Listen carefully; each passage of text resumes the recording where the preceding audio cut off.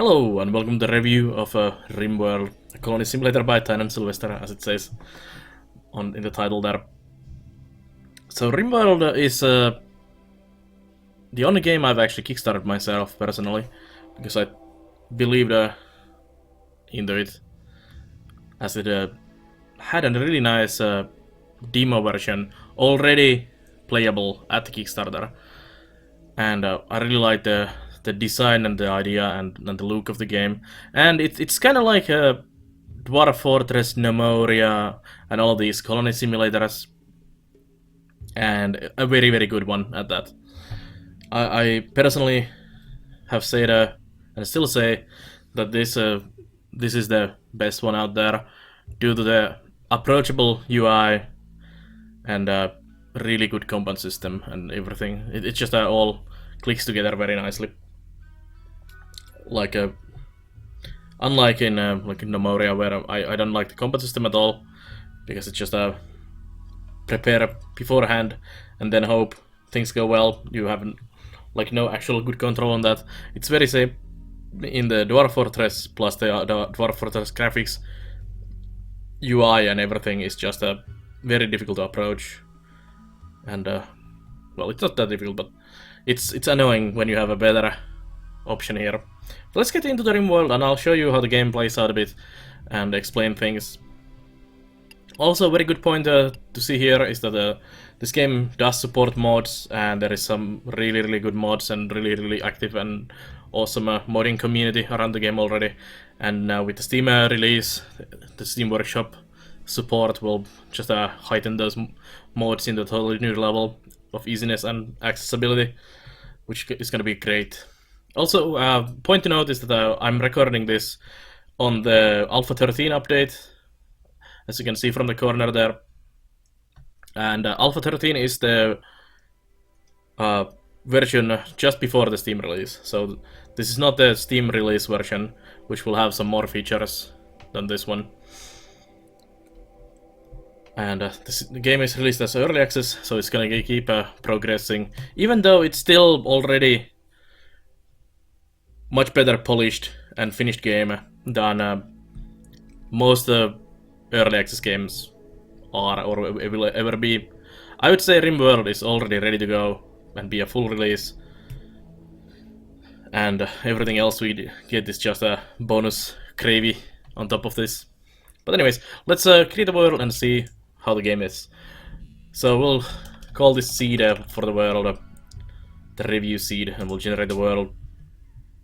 And this is our review world called Heka, and this is the map you see, and you can see some information about the map: elevation, average temperature in January, July, so winter and summer basically. You can see the biomes, terrain, rainfall, what kind of stone and what's the growing period, and all of this affects your gameplay. And there's all kinds of different regions you can play in, like tundras, deserts, temperate forests, tropical rainforests, arid shrublands. There's even like ice sheet and all of this. But for this we'll just go for a temperate forest. And also the amount of hills affects how much like mountain there is. We can go mountainous, we can go on the coastal line, or whatever we want. Let's go there. So we have a western coast and small hills. Okay, so save and finish. We'll just have to remember that. So what also makes this better than some of the other colony builder games is that this game has an AI storyteller. Technically every game has a kind of AI storyteller, how it distributes events and stuff for you, but this one has 3 different ones, plus there are some modern new additions as well that add some gameplay options. And what the AI storyteller is, it creates events like the pirate raids, resource drops and animal attacks and all kinds of other stuff, depending on the kind of type of a storyteller you have, or their personality. And you have the options of Cassandra Classic, which is like the basic one, which is steadily increasing curve of challenge and tension. Then you have Phoebe Chillax, which gives who gives you a lot of time between disasters to build your colony, but also can throw some really bad challenges at you, but gives you a lot of time between them. And then you have Randy Random, who doesn't follow rules, who just throws random events whenever he feels likes, and as power as he feels likes, so it's all drama to him. Randy is really fun to play sometimes. It can be really fun and crazy playthrough. It also can be really boring playthrough when nothing really happens. And then for each of these storytellers, you also have a difficulty level. So how quickly, how bad it starts, and how quickly the curve of challenge and tension increases, basically. All of the characters have this same still increasing curve of challenge, even though it doesn't say about the other characters. It's just most visible with Cassandra, but all of them, as you progress in time and worth, your colony worth and all that, more population, all that affects, it becomes more and more difficult. And this basically shows how high it will go on a certain amount of wealth, for example, or a challenge. But anyways, we'll go with Cassandra, it doesn't matter really for this playthrough. And we'll just select him. Then there's the worlds. There are some worlds I've been playing on myself. We'll go with the Heka that we just created. Some of these are modded worlds, so we can really play on them. And then we need to find a location, which was there. We'll select that side. You can also see some advanced information. You can select your map size. I've been usually playing like the medium, large ones, and warns you that there is some performance degradation on longer map and larger map size. But it's really fun to play on the really big maps as well. You can choose your starting season, or let it be automatic, and permadeath mode, which doesn't allow you to. It's basically hardcore mode, which doesn't, or Iron Man mode, so you only have one save and you cannot reload mistakes. So if you're playing like that, I kind of like to play like that, although I don't use the mode myself because sometimes there is issues that you might have to fix. But anyways, let's go.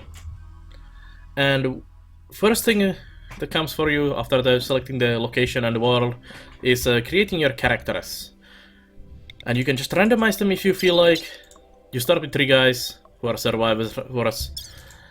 And you can change their names. There's also the Kickstarter backers in the game. And you usually want to create a team that's kind of good on everything. You want one guy who is good at social, for trading and getting prisoners to join your colony, someone with good medicine, someone with cooking, someone who's good at growing and construction and stuff like that. Or you can just go totally random, which is also very nice and fun. And you can see information about the characters, you see their name. You can change these guys if you want to change their names, but I'll keep it Christina for now. I usually like changing these names to my viewers so I can see how your lives go. Also, sometimes they have relationships, they can be family members and stuff like that. They can be lovers. And they can have also friends and lovers and relationships, even with the people outside the colony. Sometimes their family members might even attack your colony, and you might want to unite them in some way. Hopefully not in death.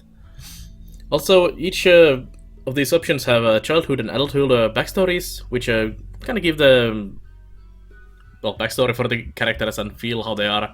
Also affects their skills, like this RimWorld entrepreneur gives you social and research as your starting skills.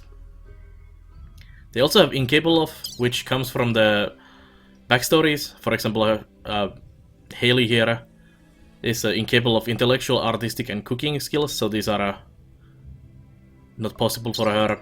And then Mie, the ninja, is a ninja assassin, cannot cook or do plant work. Also, you have traits, which are also random, and they give different bonuses and penalties. Like Steadfast gives you mental break death threshold, and Abrasive makes her bother other people in your colony. Green Thumb, better at growing, slowpoke, moving speed, chemical interest, likes to consume drugs and alcohol, goes on binges. And Mie is gay, so you can have gay couples as well in the game, which is awesome. And lovers and even marriage for gay and non-gay persons. So that's really nice. Let's go with this theme. It doesn't matter that much for us. And generate the map.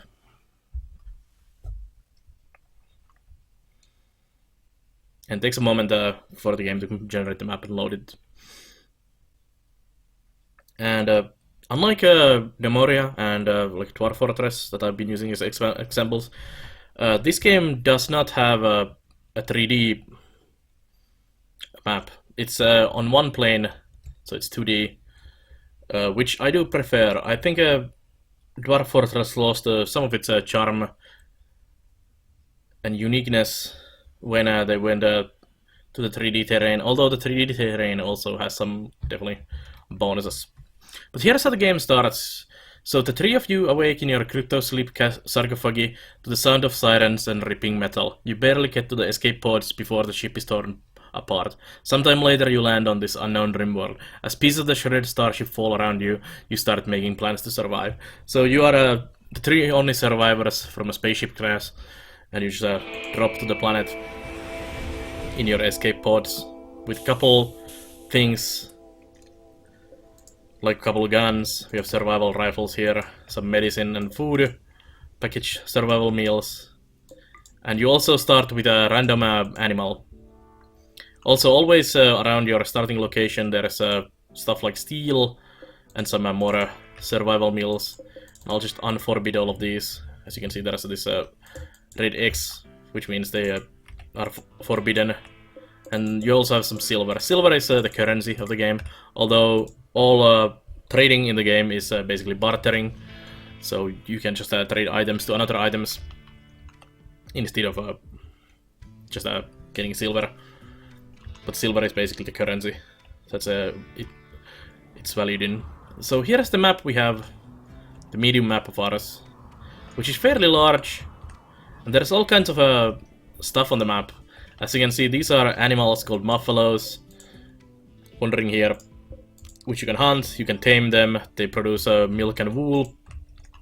We have some random spaceship chunks, marble, other metals, steam geysers for power generation, some squirrels hopping around, some bugs and deers, I guess. In there we have some more. We have some boom rats, which are these chemically volatile, weaponized rats that will explode in death. There's also a bigger version of them, boomalopes. And you can have all kinds of animals. There's also dangerous animals like bears, cougars, wargs, and all kinds of stuff. You can also see that there is also these pre-existing buildings here. So there's some granite walls. Here's a sandstone wall in there. There's something nice in there. I won't spoil what's in those. There's another one there, and even a third one there. And there's some fun stuff. And it is a survival colony simulator. So first thing you want to do is basically see where you want to settle your colony to survive early days. And you need to start growing food, you need to start to think about defenses and all of this stuff. I think the starting location here is actually pretty decent. And let's see. I'm gonna assign work for all of my guys first. So this is the worker tab here. And there's two options in this. The manual priorities and no manual priorities. This is just priorities. So higher priority is up here and lower priority is down here. And you can just quickly click and check which ones you want to enable for your guys. One thing I also didn't explain was that next to the skills here, so this is your skill value and you get experience doing that skill. It's also degrading over time. But you can also have these kind of flame icons here. So this is a interest, passion in that skill, which increases your experience gain on that. And you can also have, let's see if anyone has, no one has at the moment, but there is a bigger flame as well, which is called burning passion, which really increases your skill and experience gain on that skill. And it's really good to have someone with burning passion, even if it's low skill, they will really quickly learn that skill. And you can also see it kind of small, but you can see it in here as well. Also the color indicates, like you can see that this is very dark and this is very light, and it's also has this white border around it, which indicates that he has a better skill on that. And you can see it like these also differ. So you are a really good doctor for us. I don't like to use this higher lower priority because they always work in this priority order. There is this other option you can select which gives you these numbers, and you can alter the numbers, and this is the priority for the skill. It will still start from this side and go. It tries to find first number 1, so it goes through all of these skills, hits the 1 there, then it goes for 2s. So if there's a 2 in there, on the second round it gets the 2, and then next round 4 3s and then 4s. And that's how the priority works. So when I want someone to really focus on something, I like to use this system. Like I'm gonna make her, grower, and plant cutter on main focus. You're gonna be the warden, so you're gonna be number 1. I like having firefights and patient as very important, and doctoring, and bed rest, and flick at number 1s, so that they do them as soon as possible. Because all of these duties are very important usually. Handling is for animal handling, you can do that, we don't really need it. You can also be the chef because you're the only one who can actually cook.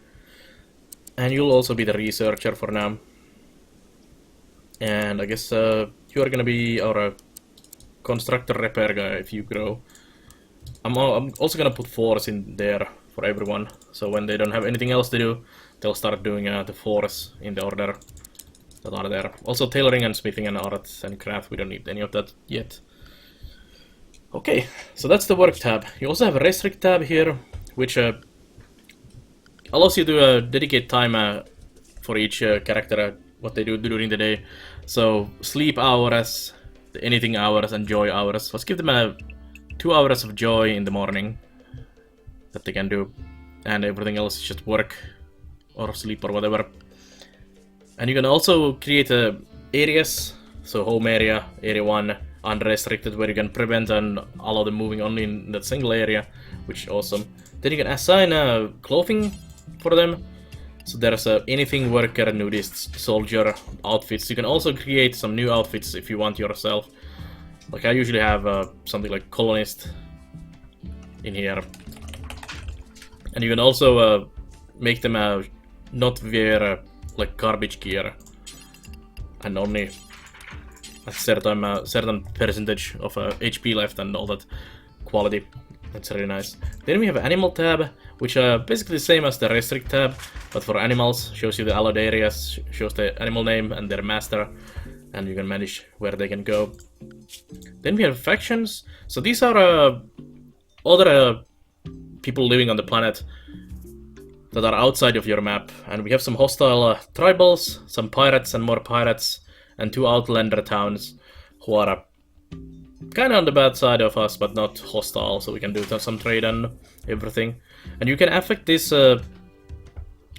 their goodwill against me or towards me, I guess, by helping them, gifting them stuff and stuff like that. And sometimes they might become hostile, and sometimes you can even make them friendly again. So it's really nice.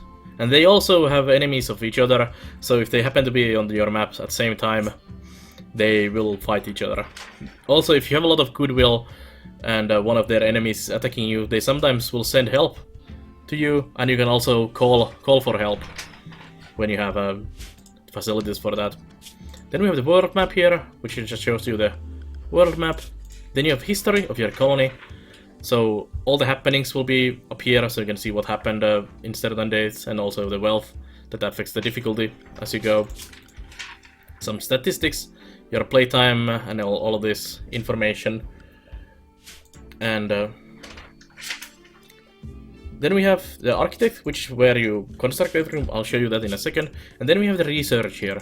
So this game has this research mechanic where you need to research things to unlock new options to do, like stone cutting is very important early on, and we can start researching that. We just need a researching table to do that. And there are some really nice powered armors and miniguns. And the final goal of the game is to get off the planet, and you want to research these ship parts and build a spaceship to get off the planet. Although many people don't ever build the ship and just make a massively awesome colony and just live there until the end of the time. And just try to make that as good as possible. Oh, here's a bear as well. That's a grizzly. So let's get building. Also worth noting is that there's some different materials in here, like the steam geysers can be used for power. There's water which you cannot really pass. There's stuff like compacted machinery in the walls here. There's I saw some gold on this side. There's some compacted steel and stuff like that which you can mine for materials. But first things first, let's just go to the architect. This is where you do all your orders and construction and everything. So we're gonna just first chop some trees in there, and also I'm gonna go to the structure here. So here you have a cancel, deconstruct, steel doors, and you can click on these to select different materials. So instead of steel, we're making wood now, which is pretty abundant here. There's a lot of trees growing everywhere. So I'm just gonna quickly make us a house, and I'm gonna use the existing landscape here. Actually, let's not. Should make the house here.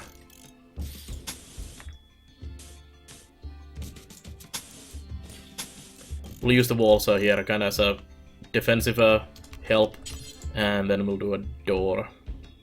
We'll do it this side. There. I'm also gonna split these a bit like this. Should have made it a bit bigger. Oh well.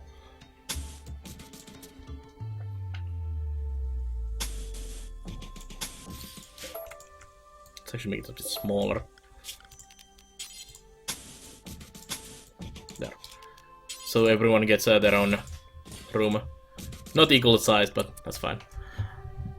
So they get the job, get some materials, and they start building your house. There is a maximum size which is 11 by 11 before the roof will collapse. So you need support pillars, especially when you mine into the mountains.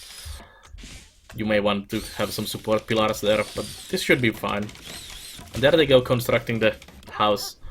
We'll also have to get a bed for the Aurora, and actually we need to get some furniture here. Let's get some wooden beds. You can turn them around with Q and E or middle mouse button. Just get some beds there where they can sleep. While they're constructing that, I'm just gonna put some sleeping spots here so they can sleep on the floor there together, and also for the animal, we'll put the animal to sleep in there.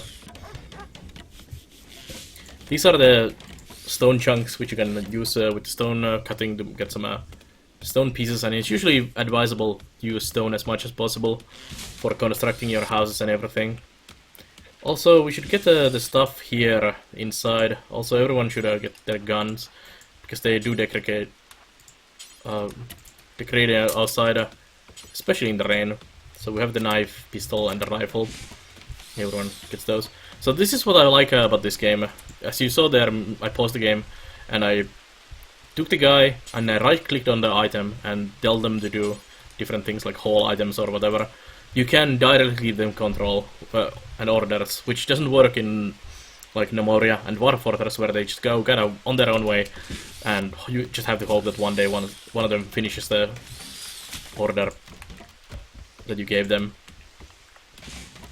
Let's make a stockpile here. We'll store whatever we have in the corner there inside, and we'll dump our garbage over there. And that also is in the combat as well. So you can draft persons by pressing R, or undraft them like this, and you can directly order them to go around. Also, the game has a cover mechanic, so going like behind a tree here, or going behind a stone here will actually give them extra cover when they're shot at. Or you can hide behind a wall like this. I saw a turtle there. Let's shoot the turtle for just a demonstration. So I'm gonna go behind the wall here and unleash at the tortoise. So you can melee attack or fire at the tortoise. You can see how Haley there leans over the corner and start shooting at the tortoise. Pretty good shots. And you can see the health. They have a headshot wound, a head wound from the survival rifle and front leg, and a bite scar. They have some blood loss, so they're bleeding from their bleeding rate, their total bleeding rate as well. And you can see that they're in severe pain. Consciousness is weakened because they got a shot in the head, and all of this moving is lowered. And this also works for your own guys. And bleeding wounds and stuff like that is really bad for like infections, as there is diseases in the game. You have malarias and flus and stuff. Infections can really kill your colony when you don't have medicine. But now we can eat the tortoise, who is gonna spoil in 2 days, because there is temperature in the game. You can see it's outside 25 Celsius at the moment. It's raining, and it's also 15 days we've been in here. Sorry, 15 days in season. Days that have passed is 0. So we have a couple beds. We can now cancel those. We don't need them. Get the medicine inside. Get all this done. And next thing we need is start growing something. So we'll just make a growing zone here, easily accessible, and we'll grow some say, well, potatoes are nice. And there's lots of things you can grow, especially with modding. This is like the selection you have currently, and you can make hops, which you can use to make beer. You can grow trees, you can grow flowers, and all these different foods. And there's even the hay grass for animal feed, which is really nice. And once you've basically gotten your shelter from the elements, you want to start making power, defenses, and stuff like that. So there's power generation, solar generators, fuel generators, batteries, power conduits, wind turbines, and you can also research a geothermal for these steam geysers, which is really nice and good way to make things for yourself. We'll just make a power generator in the corner there, and a couple batteries to store the power, and we'll also draw a power cord inside the wall there. But we don't have enough steel for that, so we would have to mine something like that for it. There Haley is growing the potatoes that are not having enough light at the moment to grow, and you see the growing and their growth rate. Also temperature season, if there is snow you cannot really grow anything and stuff like that. And there's a lot of things you can do in this game. There's a lot of crafting, there's making food, there's all kinds of tailoring, butchering all the animal corpses, nutrient paste, you can research a lot of additional electric smelting, carpet making, machining, making guns, stuff like that. And we have security, so we can put down some sandbags and some turrets for defense. And we can also make traps and IEDs. Can we make the IEDs? Is that a... yeah, we can. Explosive traps against the enemies.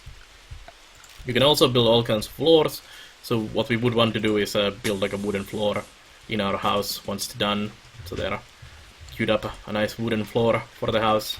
Of course, wood is kind of bad because there's lightning, thunder, like in outside at the moment in real life as well here. And the exploding animals, there's grenades, and all kinds of stuff that can make your house burn down. So using non-burning materials might be a really good idea, but wasting like the early steel or stuff like that is not really an option. So you usually start with wood. A lot of people rush stone and try to make as much from stone as possible, which is a really valid option if the map allows you to do it. If you're in a very cold snow biome, you might have to do that because there is no trees or anything growing. Then you have all the temperature stuff, so your heaters, campfires, coolers, vents to allow the heat distribute between the rooms. The ship parts, you can build all kinds of furniture all from all the materials, some nice armchairs, and all this is really nice. We also need to build stuff like the trade beacon to trade with the orbital traders. You have caravans that come into your city to trade with you, and all of this. One of the newer additions to the game is this social aspect of the game. So they have nice chats and deep talks with people, have relations with each other, and you can see what's the reason for those. And they can form relations this way. They can form rivalries as well. They can get married and all kinds of different relations. And especially when you have a lot of population in your colony, it gets a bit crazy when stuff happens. They can also do some fist fights and all kinds of awesomeness. You have their gear here as well, so they have different clothing on and guns and what's in their inventory. But this is just early game, so they don't have much. You can also see this same information here as when we made these guys. You can also rename them mid-game if you want to. Then you have all the needs. So this is also very important part of the game. So your guys have needs. Surprisingly, they need food, they need rest, they need joy, and they also have some. They like beauty, comfort, and space. For example, in their own room, if it's really beautiful and comfortable and spacious, they get happy thoughts from it. And then they have the mood. So if mood goes too low, they can start binging on alcohol. They might just get dazed and wander around and throw their stuff into the forest. They can also go berserk and attack your own colonists and all kinds of stuff like that. And all this affects that. So, for example, this guy, I think you're a green thumb. Yeah, you're a green thumb. So he really likes growing stuff, and he got a lot of happiness, 20 happiness from planting these. What the world needs is more plants, and I guess that's the case.